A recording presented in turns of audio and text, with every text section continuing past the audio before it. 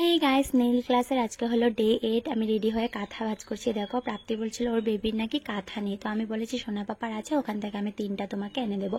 এই কাঁথাগুলো সোনার দিদনের বানানো, আর একটা নিয়েছি ঝুনঝুনি টয়।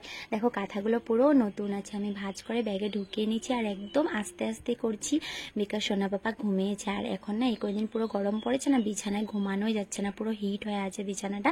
তার জন্য আমি নিচে ম্যাট পেতে সোনাকে ঘুম পাড়িয়ে দিয়েছি। সোনার পাপা অল্প সময়ে দিয়ে আস্তে আস্তে আমি কাকা শ্বশুরকে বলেছি একটু সোনাকে দেখতে। তো এই দেখো, ক্লাসে আমি এসে পড়লাম, আর এই দেখো শুনো বুড়িটাকে। তো আমি শুনো বুড়ির জন্য একটা আনলাম, এই যে টয়। আর এটাও দেখে দেখো কতটা খুশি হয়েছে, আর একদম হাতে করে টাইট করে ধরেছে। তো এটা নিয়ে খুব খেলতে ব্যস্ত। আর এদিকে কাঁথাগুলো না আমি পুরো ডেটল টেটল দিয়ে ধুয়ে রেখেছিলাম, এই যে প্রাপ্তিকে দিয়েছে, ও বলছে খুব কাজের জিনিস দিয়েছো। কাঁথাগুলো যত্ন করে রাখা, এখন এই শুনো বুড়িটাও দেখো ইউজ করতে পারবে কাঁথাগুলো। তো প্রাপ্তি গেছিল একটু ফ্রেশ হতে, আমি এই সোনাটাকে নিয়ে একটু খেলা করছিলাম। আর প্রত্যেক দিন আমি আসাই না, ও আমাকে পুরো চিনে গেছে, আমার কোলে একদম কান্নাকাটি করে না, পুরো চুপটি করে থাকে। আর এই খেলনাটা নিয়ে দেখো খুব মজা পেয়েছে। সোনা পাখিটার সাথে খেলা করে এখন আমি বসে বললাম নিজের কাজ করতে। তো এখন আমি কিছু নেল আর্ট করছি, কিছুটা নিজের মন থেকে আর কিছুটা অনলাইন থেকে দেখে। ক্লাস জয়েন করার পর আমি এই প্লেটটা নিয়েছিলাম, এই প্লেটটা দেখো নেল আর্ট করে পুরো ফুল হয়ে গেছে। এখন আমি সেকেন্ড প্লেট আরেকটা নিয়েছি, এখান থেকে আমি কিছু নেল আর্ট করছি। কিছু নেল আর্টগুলো আমি অনলাইন থেকে দেখে করছি, আর কিছুটা আমার মনের ইচ্ছার থেকে করছি। কেমন হচ্ছে নেলের কাজগুলো অবশ্যই একটা কমেন্ট করে জানিও। তোমাদের একটা কমেন্ট কিন্তু আমাকে অনেকটাই মোটিভেট করে। আর হ্যাঁ, খুব তাড়াতাড়ি আমি নেল এক্সটেনশনের অর্ডার নেব। আমি প্রোডাক্টগুলো এক এক করে পারচেস করে নিচ্ছি, ভালো লাগলে আমার কাছে নেল এক্সটেনশন করাতে পারো।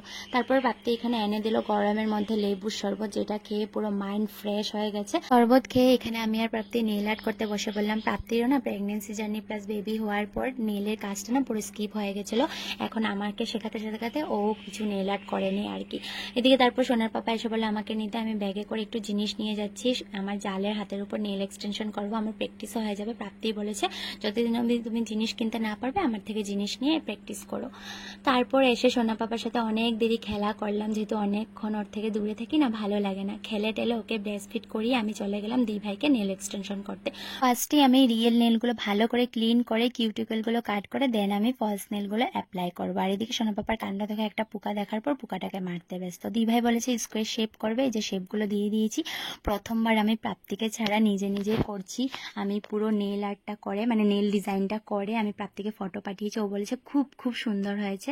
আর আমি ব্রাইডাল নেল আর্ট করলাম, রেড, গোল্ডেন, পিঙ্ক আর স্টোনের কাজ করেছি। তোমরা জানিও তো কেমন হয়েছে। আর যাই হোক, ঘরের মানুষ থেকে খুব সুন্দর একটা ফিডব্যাক পেলাম। তোমরাও সাপোর্ট করো যাতে আমি এই কাজটা নিয়ে খুব সুন্দরভাবে এগিয়ে যেতে পারি। কাজটা করতে করতে প্রায় 10:30 বেজে গেছিলো। তারপর খেয়ে টেয়ে এসে পড়লাম রুমে। তো চলো, বাই।